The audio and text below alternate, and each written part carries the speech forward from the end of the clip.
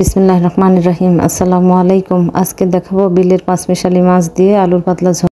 নিয়ে নিচ্ছি মাছের মধ্যে দিয়ে দেব লেবু, লবণ দিয়ে ভালোভাবে কষলে পরিষ্কার করে ধুয়ে নেব।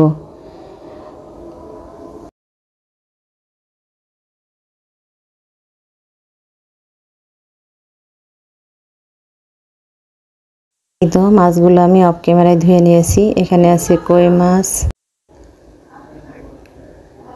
টাকি মাছ, ট্যাংরা মাছ আর এই তো দেশি পুঁটি মাছ। কড়াইয়ে তেল দিয়ে দিচ্ছি,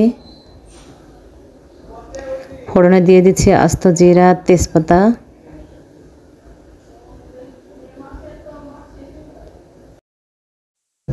ফালি করে রাখা কাঁচা মরিচ আর পেঁয়াজ কুচি দিয়ে দেব।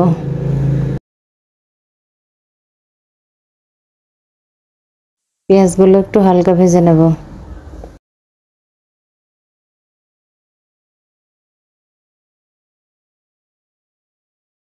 এই তো পেঁয়াজগুলো আমার হালকা ভাজা হয়ে গেছে। দিয়ে দেব 1 চা চামচ আদা বাটা, 1 চা চামচ রসুন বাটা দিয়ে ভালোভাবে কষে নেব।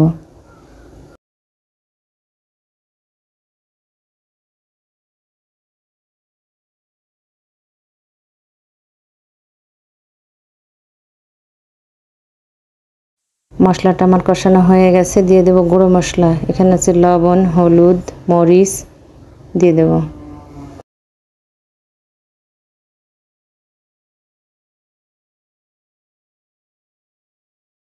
সামান্য পরিমাণ পানি দিয়ে মশলাটা ভালো করে কষিয়ে নেব।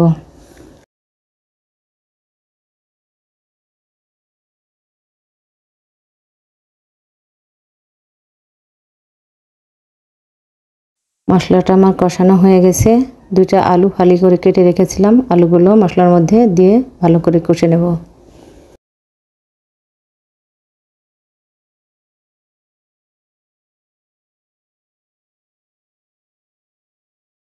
ঢাকনা দিয়ে ঢেকে 50% সেদ্ধ করে নেব।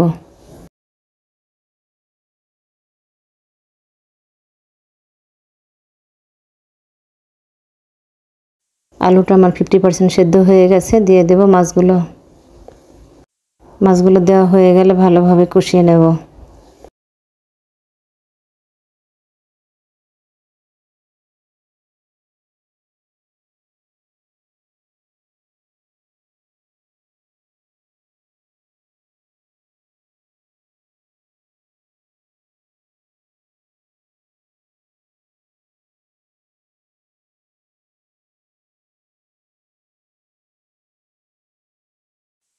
মাছটা আমার কষানো হয়ে গেছে।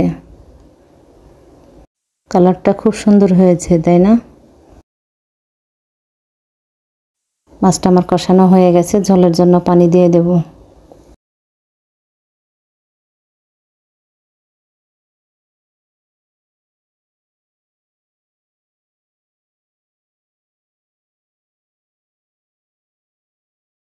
ঢাকনা দিয়ে ঢেকে রান্না করে নেব।